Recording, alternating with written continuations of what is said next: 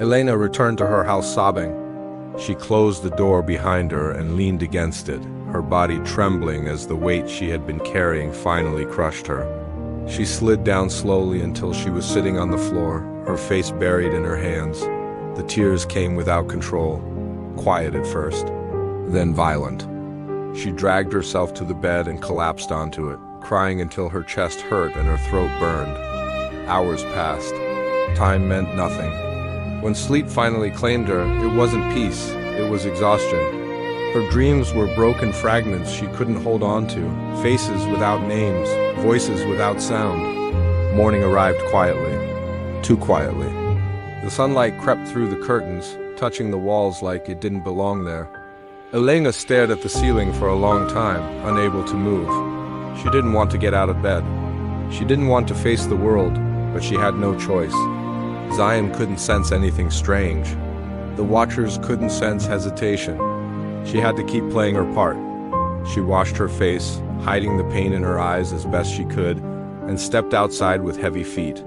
Somewhere behind her eyes, tears waited, ready to return. She spent the day with Zion. They worked as they always did, searching for patterns, reading old notes, talking in circles about how the curse might be broken. Elena helped him, genuinely this time. She wasn't pretending anymore. She wanted answers as desperately as he did. Inside her, a war raged. Sometimes she watched Zion's face, pale and exhausted, his eyes burning with determination. He hadn't slept. He barely ate. He was consumed by one thought only: Kate, how to bring her back, how to destroy whatever had taken her.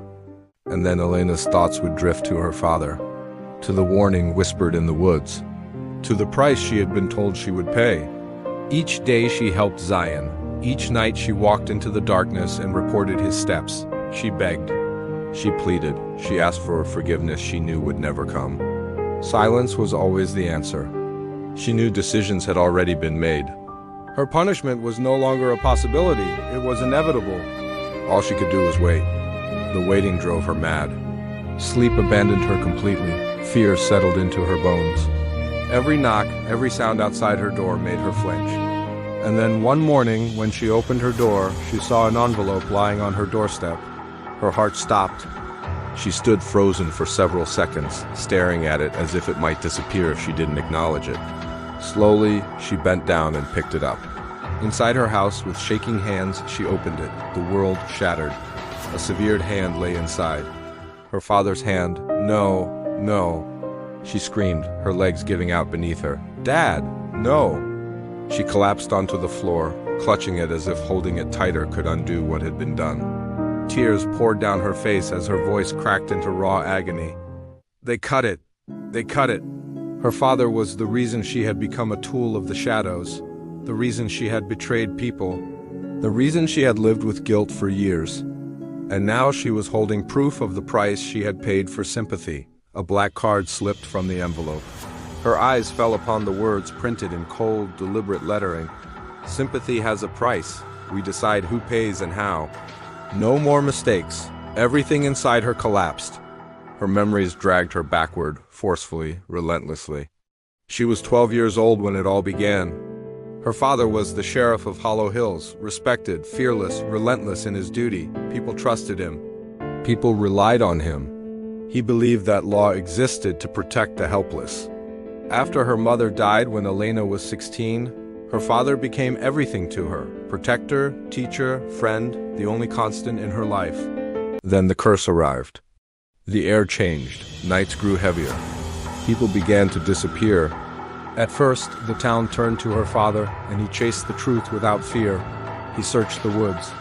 He questioned everyone. He refused to accept silence as an answer.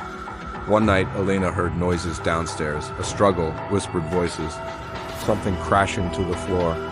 Terrified, she ran toward her father's room. Shadows moved inside. Before she could scream, she saw him being forced toward a black, mirrored car parked outside.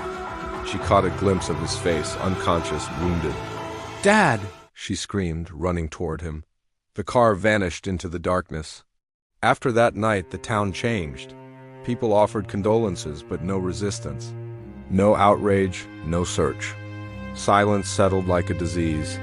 The next night, as Elena cried alone in her father's room, a presence stood at the door. A tall man in a long black coat, hat, and gloves handed her a black card. "This car will take you to your father," it read. "Get in."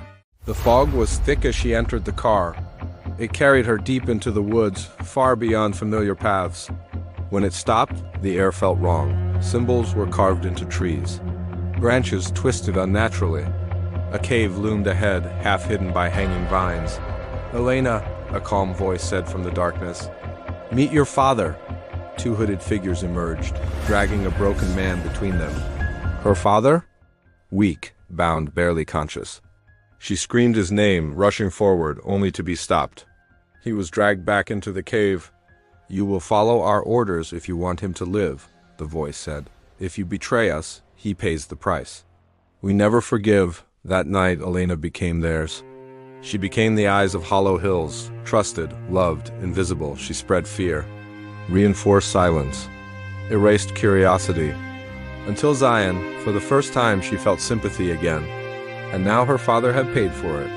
Elena stood frozen in those memories when a voice cut through the present. "Elena!" The voice came from outside, low, calm, certain, her breath caught. Fear crawled up her spine as she looked towards the door, a shadow waiting outside for her to open.